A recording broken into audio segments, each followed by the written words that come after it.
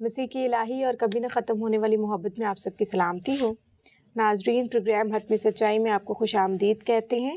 میں ہوں آپ کی ہوسٹ رمائلش نذیر اور میرے ساتھ ہیں بہت ہی قابل محترم پادری پروفیسر شفیق کول صاحب۔ آج ہم ظفر اقبال صاحب کی پوسٹ پر بات کریں گے اور ہمارے پورے پروگرام کا موضوع ہوگا نجات ابدی صداقت ازلی، اور اسی پر پورے پروگرام میں ہماری ڈسکشن چلے گی۔ پادری صاحب کی طرف چلتے ہیں اور ان سے پہلا سوال کرتے ہیں۔ پادری صاحب جی، اس سوال کی ذرا کلیئرٹی کیجیے گا کہ کیا عہد نامہ قدیم میں کوئی ایسی پیشن گوئی موجود ہے کہ مسیح کا تجسم ہوگا؟ جی بالکل موجود ہے۔ لیکن بعض اوقات کچھ دوست سوال کر دیتے ہیں جی کہ صریحاً لکھا ہوا ہمیں دکھائیں، بہت واضح۔ ٹھیک ہے، یہ والی بات جو ہے نا کہ جیسے 10 احکام ہے کہ تو قتل نہ کرنا، تو چوری نہ کرنا، تو سبت کا دن پاک ماننا، اس کو کہتے ہیں بڑے واضح احکامات۔ کلیئر۔ لیکن میں یہ کہنا چاہوں گا یہاں پر کہ یہ تعلیم بالغاں والے لوگ اس قسم کے سوالات کرتے ہیں۔ نیو ٹیسٹامنٹ میں یا بائبل میں جیسے ہی پیدائش کی کتاب سے آپ آگے بڑھتے ہیں تو چیزیں کمپلیکس ہوتی جاتی ہیں، اور انسان کو خدا نے بڑا ذہین پیدا کیا ہے، اس کا دماغ بہت تیز ہے، تو اس کو بے لبا بابا سے تھوڑا آگے آنا چاہیے۔ جی ٹھیک ہے، تو بالکل پیشگوئی تجسم کے تعلق سے موجود ہے، بلکہ پیشگوئیاں موجود ہیں، قرائن موجود ہیں۔ مثلاً استثناء 18ویں باب میں، یہ پہلے بھی کئی پروگراموں میں میں اس کا اظہار کر چکا ہوں، اور اسپیشلی چونکہ اس ٹیکسٹ کو مسلمان رسول اسلام کے لیے ثابت کرنے کی کوشش کرتے ہیں، تو اس کو سمجھیں کہ یہ ٹیکسٹ خدا کی ذات کے بارے میں ہے، کیونکہ وہاں پر 2 باتیں بڑی کلیئر ہیں۔ ایک تو یہ کہ جب تو اس ملک میں پہنچ جائے، تو اس کا مطلب ملک کنعان ہے، تو اسلام سے یہ بالکل میچ نہیں کرتا، اس کو رسول اسلام پہ میں سمجھتا ہوں کہ لاگو کرنا شاید یہ زیادتی ہوگی۔ ٹھیک ہے، اور دوسری بات کہ یہ انسان کے بارے میں نہیں، یہ خدا کے بارے میں۔ ٹھیک۔ تو یہاں پر بھی پہلے آپ سوچ سمجھ لیں کہ کیا آپ یہ جرت کر سکتے ہیں کہ جو بات خدا کے بارے میں ہے وہ آپ کسی اور شخص پہ یا شخصیت پہ وہ فٹ کرنے کی کوشش کریں؟ یہ آپ نے فیصلہ کرنا۔ خدا نے کہا کہ میں تیری مانند تیرے بھائیوں میں سے ایک نبی برپا کروں گا۔ اب نبی کا لفظ تو استعمال ہوا، لیکن جو اگلی بات ہے وہی آپ بے لبا بابا کی طرح نہ پڑھیں، ان کی گہرائی میں ڈیپتھ میں جا کے دیکھنا ہوتا ہے۔ کوہ حورب کی اس درخواست کے مطابق کروں گا۔ اب آپ کوہ حورب کی اس درخواست پہ جاتے ہی نہیں ہیں، اس پہ غور ہی نہیں کرتے، تو آپ کو کیسے پتہ چلے گا کہ یہ ٹیکسٹ آپ سمجھ بھی رہے ہیں یا نہیں؟ کوہ حورب پہ یہ ہوا تھا کہ جب خدا نظر آیا کوہ حورب پر، تو پہاڑ کانپ رہا تھا اور دھواں نکل رہا تھا، اور لوگ ڈر گئے، خوف زدہ ہو گئے، بالکل اتنے خوف زدہ ہو گئے کہ ان کو ایسا لگا کہ وہ مر جائیں گے، اور انہوں نے موسیٰ سے اپنی اس تشویش کا اظہار بھی کیا کہ ہمیں تو لگتا ہے کہ ہم مارے گئے، لہٰذا آئندہ کو آپ سے درخواست ہے کہ خدا آپ کے ذریعے یا کسی میڈیم کے ذریعے، انسانی میڈیم کے ذریعے ہم سے بات کرے۔ براہ راست ہم یہ بات برداشت نہیں کر سکتے، ایسا نہ ہو کہ ہم مارے جائیں۔ That was the context of کوہ حورب۔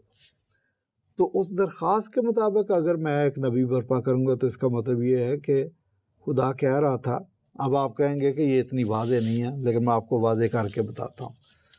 خدا کہہ رہا تھا کہ میں ہی آؤں گا، لیکن انسان بن کے آ جاؤں گا۔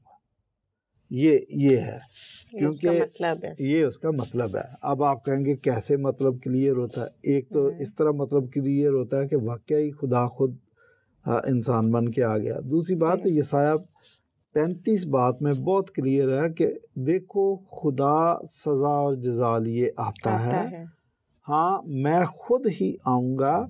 اس وقت جب میں آؤں گا تو اندھوں کی آنکھیں وا کی جائیں گی، یعنی اندھے لوگ دیکھنا شروع کر دیں گے، اور اس وقت اندھوں کی آنکھیں وا کیے جائیں گی، اور لنگڑے ہرن کی مانند چوکڑیاں بھریں گے۔ یہ بڑی خوبصورت بات اور بڑی کلیئر بات ہے۔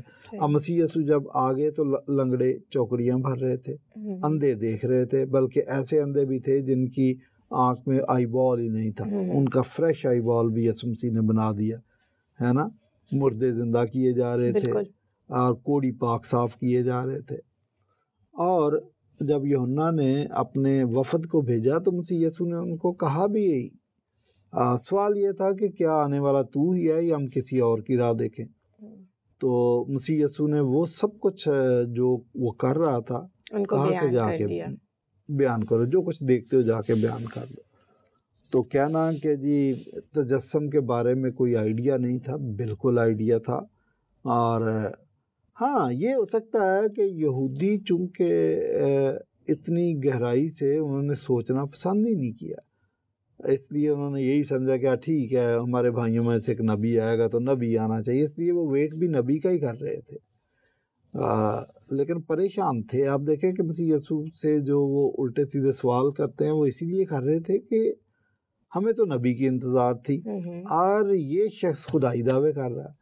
تو یہ ان کا کنفیوژن تھا، ادروائز تجسم کا آئیڈیا پہلے سے موجود تھا. ٹھیک ہے، اس بات کو بھی ذرا کلیئر کیجیے گا کہ کیا تجسم کی وجہ سے خدا خود ہی باپ ہوگا، خود ہی بیٹا ہوگا، کیونکہ خدا واحد ہے؟ یہ ہمارا ایک سیکٹ ہے جیزس اونلی، وہ ایسا سوچتے ہیں کہ خدا ہی باپ تھا، باپ ہی خدا تھا اور باپ ہی بیٹا تھا، بیٹا بن کے آ گیا روپ بدل کر، اور بیٹا ہی ہولی اسپرٹ بن گیا. صحیح.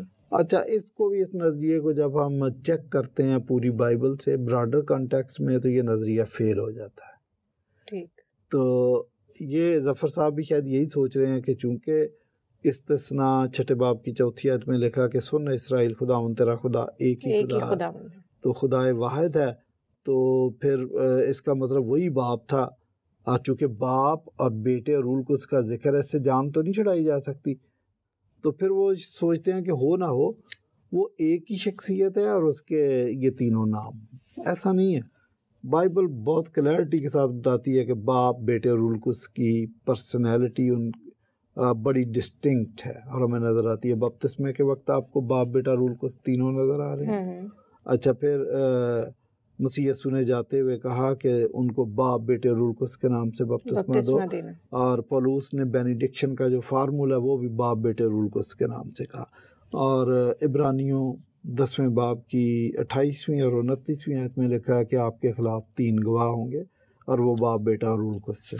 تو یہ تو میں نے ایسے جلدی میں آپ کو 3-4 حوالے دے دیے. بائبل تو اٹی پڑی ہے ان حوالوں سے کہ خدا موجود ہے اور باپ بیٹا رول القدس کی صورت میں موجود ہے. تو ہم تو نظریہ تثلیث مانتے ہیں کہ خدا واحد ہے، لیکن اس واحد کے اندر 3 پرسنس ہیں. یہ تو ہمارا ماننا ہے.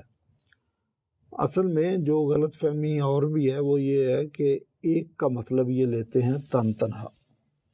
اس طرح ایک دیکھیں، ٹھیک ہے، اس طرح بھی ایک ہوتا ہے. ڈکشنری آپ کو صرف لفظ کا ایک شیڈ دیتی ہے، مطلب معنی کا. ایگزیکٹ میننگ اس لفظ کے کیا ہیں یہ آپ کو کنٹیکسٹ سے پتہ چلتا ہے. تو جو کتاب آپ پڑھ رہے ہیں آپ کو دیکھنا پڑے گا کہ اس کا مصنف کسی بھی لفظ کو کن معنوں میں استعمال کرتا ہے، آپ اس کے پابند ہیں.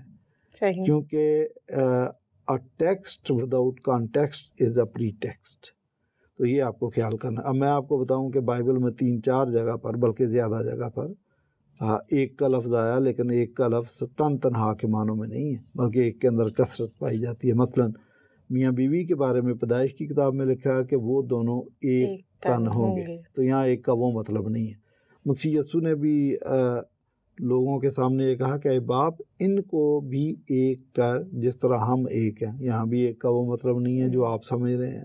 اور بھی کئی جگہوں پر یہ حوالے موجود ہیں. ہاں، جب بابل کا برج بنا رہے تھے لوگ تو ان کی اچھی خاصی تعداد تھی. خدا کہہ رہا کہ اب وہ سب ایک ہیں. تو ایک کا ہر جگہ پر وہی مطلب نہیں ہوتا جو ظفر صاحب سمجھ رہے ہیں. صحیح. تو یہ ساری باتیں آپ نے سمجھنی ہیں. تو پھر جو آپ سمجھ رہے ہیں وہ غلط سمجھ رہے ہیں. بائبل کی درست تعلیم کو سمجھنے کی کوشش کریں کہ خدا ایک ہے، اس کی ذات ایک ہے، لیکن اس کے اندر 3 پرسنز ہیں، باپ بیٹا رول القدس.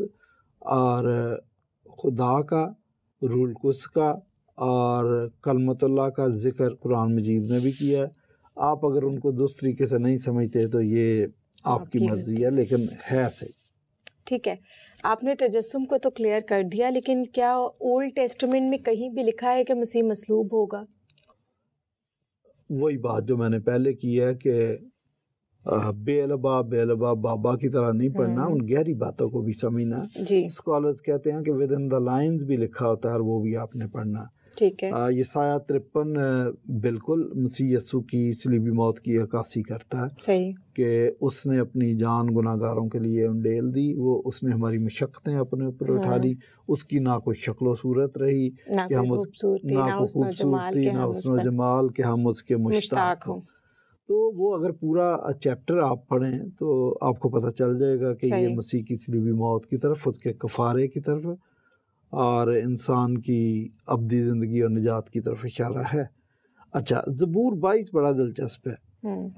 زبور 22 میں 16 پیشگوئیاں، 16 واقعات ایسے ہیں جو مسیح کی صلیبی موت پر جا کے منطبق ہوتے ہیں. مثلا مسیح یسوع کو پیاس لگی تو مسیح یسوع نے پانی مانگا. یہاں زبور میں لکھا ہے کہ میری زبان میرے تالو سے چپک گئی. اچھا، پھر چاروں اناجیل میں، نیو ٹیسٹامنٹ میں کہیں بھی نہیں لکھا کہ مسیح یسوع کے پاؤں بھی چھیدے گئے. یہ تو لکھا کہ ہاتھ چھیدے گئے، ان میں کیل ٹھونکے گئے، لیکن زبور میں لکھا ہے کہ اس کے پاؤں بھی چھیدے گئے. اور آج سارے قدیمہ سے ثابت ہوا کہ ان کے پاؤں میں بھی کیل ٹھونکتے تھے. پھر اسی زبور میں لکھا کہ مجھے کتوں نے گھیر لیا ہے، وہ میرے کپڑے آپس میں بانٹتے ہیں اور میری پوشاک پر کرا ڈالتے ہیں. بلکہ زبور 22 کی تو پہلی آیت یہ ہے کہ اے میرے خدا تو نے مجھے کیوں چھوڑ دیا. تو اس کی تلاوت سے تو یسوع مسیح نے کام شروع کیا تھا. تو آپ کیسے کہہ سکتے ہیں جی کہ صلیبی موت کا ذکر نہیں ہے؟ اچھا، اولڈ ٹیسٹمنٹ کے اندر دیر آر 300 ایسی پروفیسیز ہیں جو صلیبی موت کو کور کرتی ہیں. 300، لیکن میں نے آپ کو مختصر بیان کر دی. ٹھیک ہے، آپ نے تجسم کو بیان کیا، آپ نے مصلوب ہونے کو بیان کیا، تو کیا اولڈ ٹیسٹمنٹ میں کہیں یہ بھی لکھا ہوا ہے کہ مسیح مردوں میں سے جی اٹھیں گے؟ جی، اشارے کنائے ہوتے ہیں، آپ نے ان کو سمجھنا ہوتا ہے. ہوسیہ 6 باب کی پہلی 2 آیات میں لکھا کہ اسی نے ہمیں مارا ہے، وہی ہماری مرم پٹی کرے گا، وہ 2 روز کے بعد ہمیں حیات تازہ بخشے گا اور تیسرے روز اٹھا کھڑا کرے گا. بالکل، یہ تو ہے نا، تو موجود ہے یہ بھی. ٹھیک ہے. اچھا، مجھے ذرا تھوڑی سی اور کلیئرٹی دیجیے گا کہ یہ کہاں لکھا ہوا ہے کہ مسیح جو ہے وہ یہودیوں کے لیے ہی کفارہ ادا کرے گا اور فضل کا دور جو ہے اس کا آغاز کرے گا؟ فضل کے دور کے بارے میں ایک بات سمجھ لیں. بعض لوگ سمجھتے ہیں جب ہم کہتے ہیں کہ یہ فضل کا دور ہے تو اس کا یہ مطلب نہیں ہے کہ فضل پہلے ناپید تھا. فضل تھا جب آدم اور حوا کے ننگے پن کو ڈھانپا گیا تو خدا نے یہ فضل ہی تھا.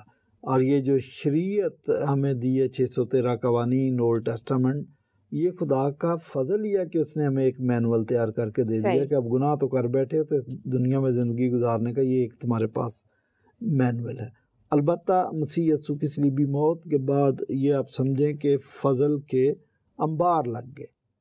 اس لیے لکھا ہے کہ فضل پر فضل ہوا، یعنی بہت زیادہ فضل ہوا ہم پہ. تو آپ کا سوال واپس یہ ہے کہ کیا مسیح یسوع یہودیوں کا کفارہ ادا کرے گا؟ یہ کہیں لکھا ہے؟ صرف یہودیوں کا کیوں؟ بائبل میں لکھا کہ خدا نے دنیا سے ایسی محبت رکھی کہ اس نے اپنا اکلوتا بیٹا بخش دیا تاکہ جو کوئی اس پر ایمان لائے ہلاک نہ ہو بلکہ ہمیشہ کی زندگی پائے. ہاں، البتہ چونکہ وہ اسپیشل نیشن تھی تو کام ہر جگہ وہیں سے شروع ہوا. مثلا جو لوگ کرسچن بھی ہوئے، جو سب سے پہلے اس کفارے سے فیض یاب ہوئے، they are all from Jewish background. یہ بات ٹھیک ہے، لیکن یہ کفارہ اقوام عالم کے لیے ہے. اور خدا کا پیغام بھی جو اسپیشل نیشن کو دیا گیا تھا وہ بھی اقوام عالم کے لیے تھا. یہ الگ بات ہے کہ انہوں نے اقوام عالم تک خدا کے پیغام کو لے جانا پسند نہ کیا، یا اگر گئے تو بہت تھوڑی تعداد میں. لیکن خدا کا کفارہ عالمگیر ہے، خدا کا منصوبہ عالمگیر ہے. یسایہ 49 کی 6 آیت میں لکھا ہے کہ میں تیرے وسیلے سے میری نجات جو ہے دنیا کے کونے کونے تک پہنچے گی، تم دنیا کا نور ہو. اچھا، تو ایک جگہ نہیں ہے، کئی جگہ پہ لکھا ہے کہ یہ اقوام عالم کے لیے. جب ابراہیم کو خدا نے چنا تو اس کو کہا کہ تیرے وسیلے سے دنیا کے دیگر قبیلے بھی برکت پائیں گے. بالکل. اچھا، اور آئزک کے ساتھ خدا نے جب تجدید کی اس کو بھی کہا تیرے وسیلے سے دنیا کے دیگر قبیلے بھی برکت پائیں گے. یعقوب کے ساتھ جب خدا نے اپنے عہد کی تجدید کی اس کو بھی یہ بات کہی کہ میں تجھے ایک بڑی قوم بناؤں گا لیکن تیرے وسیلے سے دنیا کی باقی قومیں بھی برکت پائیں گی. تو روز اول سے ہی یہ جو نظام ہے، یہ جو پلان ہے، یہ عالمگیر تھا، کیونکہ خدا نے ابراہیم کا نام بھی بدلا کہ تو ابراہیم نہیں بلکہ اب ابراہیم کہلائے گا. ابراہیم کا مطلب کسی ایک قوم کا جد امجد، لیکن ابراہیم کا مطلب قوموں کا باپ. تو ہمیں سمجھنے کے لیے دماغ چاہیے، ادروائز خدا چیزیں کلیئر ہیں چیزیں. ٹھیک ہے، آپ کی بات ٹھیک ہے کہ یہودیوں کے لیے جو ہے کفارہ ادا کیا، ان کا دور شروع کیا، تو لیکن ظفر اقبال صاحب کا کہنا یہ ہے کہ خدا نے انہیں نجات تو دلائی مگر اس شرط پر کہ وہ غیر قوم کے یا غیر اقوام کے جو ہیں وہ غلام بن کر. اب یہ ٹونٹ کر رہے ہیں، یہ مذاق کر رہے ہیں کہ یہودی تو غلام تھے. دیکھیں خدا نے اولڈ ٹیسٹامنٹ میں بھی جو نجات کی بات کی ہے، خلاصی کی بات کی ہے، تو وہ سیاسی آزادی کی بات نہیں کر رہا تھا. وہ انسان کی گناہوں سے اور اس سزا سے آزادی کی بات کر رہا تھا. البتہ یہودیوں نے اپنے مخصوص حالات کی وجہ سے اس کو ہمیشہ سیاسی آزادی کے کانٹیکسٹ میں ہی سمجھنے کی کوشش کی. وہ اچھا، اب رہی بات کہ خدا نے تو ان کی نجات کا کام مکمل کر دیا، اب جو یسوع مسیح پر ایمان لائے وہ نجات پائے گا. اب آپ دیکھیں کہ وہ بیسیکلی شروع میں سب یہودی تھے جو مسیح یسوع پر ایمان لائے، بعد میں یونانی اور دیگر قومیں بھی آہستہ آہستہ شامل ہوئیں اور وہ مسیح کی نجات سے فیض یاب ہوئیں. اور رہی بات کہ انہوں نے اسٹیٹ تیار نہیں کی، ان کو آزاد نہیں کیا، آزاد کر کے تو اسرائیلی حکومت قائم کر دیتے، یہ مسیح کا کام نہیں تھا. البتہ بعد میں آپ یہ دیکھیں کہ پورا روم ہی کرسچن ہو گیا تھا. آج کئی کرسچن سٹیٹس بعد میں بن گئی، 100% کرسچینٹی وہاں پہ تھی، تو یہ کام بھی ہوا. اور اگر یہودی اس دور میں غلام تھے تو یہ مکافات عمل کا نتیجہ کہ جو مینول خدا نے ان کو دیا کہ اس پہ عمل کرنا، اس پہ جب انہوں نے نہیں عمل کیا تو وہ خدا کی برکات سے محروم ہوئے، پھر انہوں نے اس کا نقصان اٹھایا.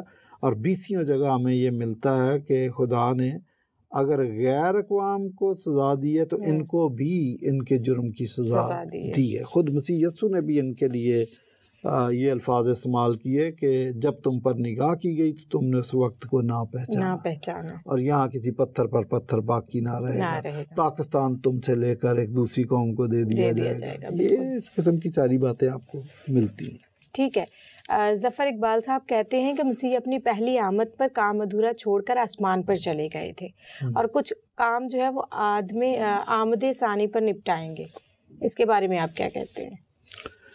یہ بھی شاید وہ مذاقن کہہ رہے ہیں کہ دیکھیں جی مسیح یسوع تو آئے گا.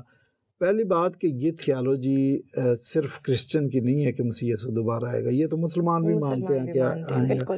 تو یہ مذاق آپ کا الٹا اسلام پہ بھی ہے، پھر میرے پہ نہیں ہے پہلی بات. لیکن الہی منصوبے کو آپ سمجھیں کہ ایسا نہیں ہے کہ مسیح کچھ کام ادھورا چھوڑ گئے تھے اور وہ دوبارہ آ کے کریں گے. خدا کا منصوبہ پروگریسو ہے. یہ تو عام سی آپ جب فلمیں دیکھتے ہیں تو اس میں بھی آپ دیکھیں کہ سٹوری پروگریسو ہے، اور اینڈ میں آپ دیکھتے ہیں کہ وہ بہت اینڈ آتا ہے کہ جب وہ جو ہیرو ہے وہ جرم کرنے والے کو اور مجرم کو سزا دیتا ہے. خدا کا منصوبہ بھی پروگریسو ہے. تو آپ یہ دیکھیں کہ نجات کا کام اس نے مکمل کر دیا مسیح یسوع نے صلیب پر، اور جس کو یہ کہہ رہے ہیں کہ نامکمل، وہ نامکمل نہیں ہے.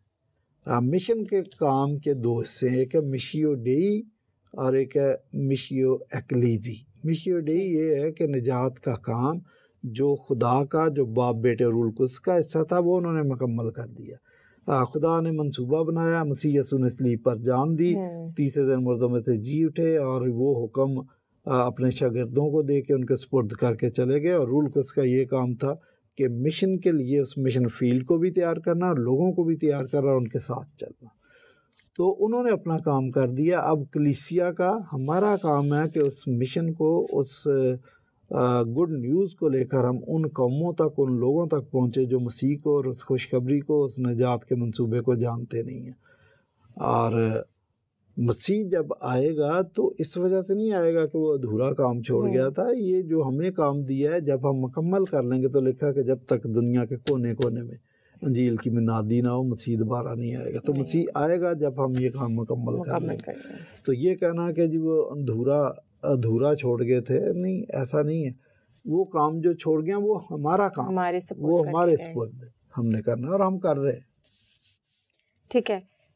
ظفر اقبال صاحب کہتے ہیں، ان کا جو ایک اور سوال ہے وہ یہ ہے کہ مسیح نے ہیکل کی مرکزیت کو ختم کر دیا تھا یا مرکز کو ختم کر دیا تھا، اس کے بارے میں آپ کیا کہیں گے؟ اگین جو آپ نے اس سے پہلے سوال کیا یہ اس سے ملتا جلتا ہے سوال. اصل میں ان کے کنفیوژن بے انتہا ہیں. یہ بھی کنفیوژن ہے کہ ہیکل کی مرکزیت کو ختم کر دیا. شروع میں آپ دیکھیں کہ جب بنی اسرائیل 40 سالہ سفر میں تھے تو اس وقت بھی ہیکل بنی تھی. وہ ہیکل خیمہ اجتماع تھی. جی. اس کا مقصد صرف ان 40 سالوں میں کام کرنا تھا. خیمے تھے نا.